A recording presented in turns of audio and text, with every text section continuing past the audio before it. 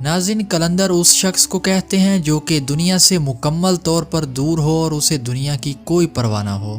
ایک حدیث مبارکہ کے مفہوم کے مطابق جس نے اپنے نفس کو پہچانا پس اس نے اپنے رب کو پہچانا، اور جس نے اپنے نفس کو فنا سے پہچانا اس نے اپنے رب کو بقا سے پہچانا۔ کہتے ہیں دنیا میں صرف 2.5 کلندر ہیں، اور تاریخ میں جن 3 ہستیوں کو 2.5 کلندر کے نام سے نوازا گیا ان میں حضرت رابعہ بصری، حضرت لال شہباز کلندر اور حضرت شرف الدین بوعلی کلندر شامل ہیں۔ چونکہ حضرت رابعہ بصری عورت تھی اس لیے انہیں آدھی کلندر کہا جاتا ہے۔ ان 3 ہستیوں میں ایک قدر مشترک یہ بھی ہے کہ انہوں نے زندگی بھر شادی نہیں کی اور اللہ تبارک و تعالیٰ کی عبادت میں دن رات مصروف و مشغول رہے۔ آج ہم انہی میں سے ایک ہستی یعنی رابعہ بصری کے متعلق آپ کو بتائیں گے جنہوں نے اپنی زندگی کو اللہ تعالیٰ کے سپرد کر دیا اور اپنی پوری زندگی عبادت میں مشغول رہیں۔ آپ کی پیدائش کے بارے میں محققین کی رائے میں اختلاف ہے، مگر کچھ علماء کرام حضرت رابعہ بصری کی پیدائش پہلی صدی ہجری میں بتاتے ہیں۔ آپ کی جائے پیدائش بصرہ بتائی جاتی ہے۔ آپ ایک غریب گھرانے میں پیدا ہوئیں اور جس رات آپ پیدا ہوئیں اس وقت گھر میں اتنا تیل بھی نہ تھا کہ چراغ یا دیا جلایا جاتا۔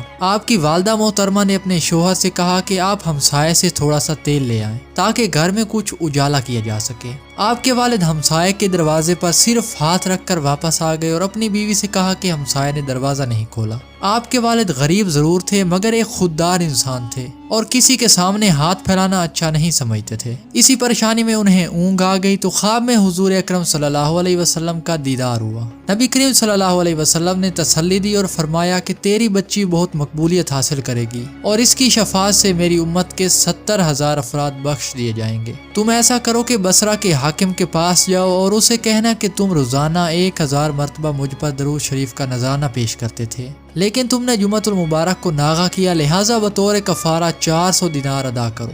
صبح جب وہ بیدار ہوئے تو حکم کے مطابق ایک خط بصرہ کے حاکم کو لکھ کر پیش کیا۔ حاکم خط پڑھ کر پہلے تو بہت حیران ہوا اور پھر رونے لگا اور اس کے بعد 400 دینار انہیں دے دیے۔ اس طرح رابعہ بصری کے گھر میں آتے ہی گھر کے حالات پہلے سے بہتر ہو گئے۔ رابعہ بصری کے والد خود ایک صوفی تھے اور کسی کے سامنے دست سوال دراز کرنے کو اچھا نہیں سمجھتے تھے۔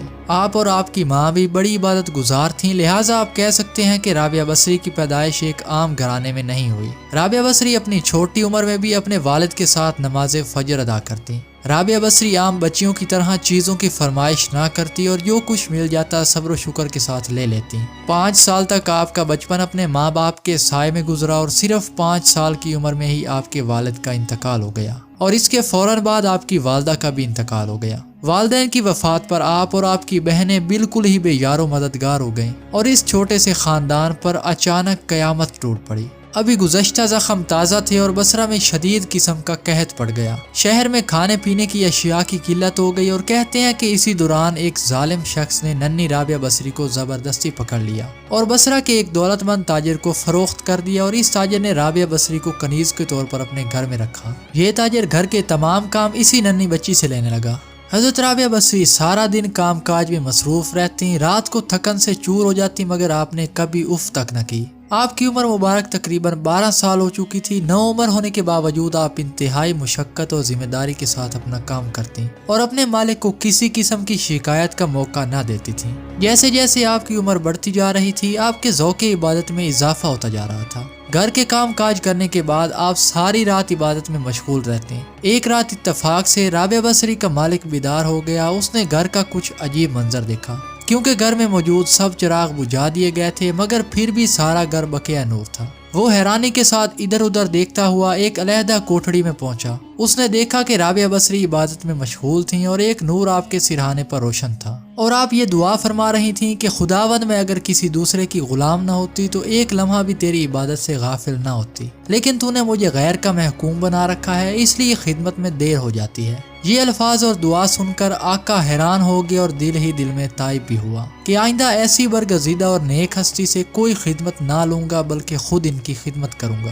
آپ کے مالک نے صبح رابعہ بصری سے کہا کہ آج سے آپ آزاد ہیں، جہاں چاہیں آپ جا سکتی ہیں۔ حضرت رابعہ بصری نے اس دن سے گوشہ نشینی اختیار کر لی اور آپ دن رات اللہ تعالیٰ کی عبادت میں مشغول ہو گئے۔ ایک روایت کے مطابق حضرت رابعہ بصری جب حج بیت اللہ کے لیے روانہ ہوئی تو راستے میں آپ کا گدھا مر گیا۔ مکہ کا سفر مشکل اور طویل تھا جس کی وجہ سے وہ بہت پریشان ہو گئے۔ اس وقت آپ نے اللہ تعالیٰ سے دعا کی، جس کے بعد وہ گدھا جی اٹھا اور اسی پر دوبارہ سفر انہوں نے شروع کر دیا۔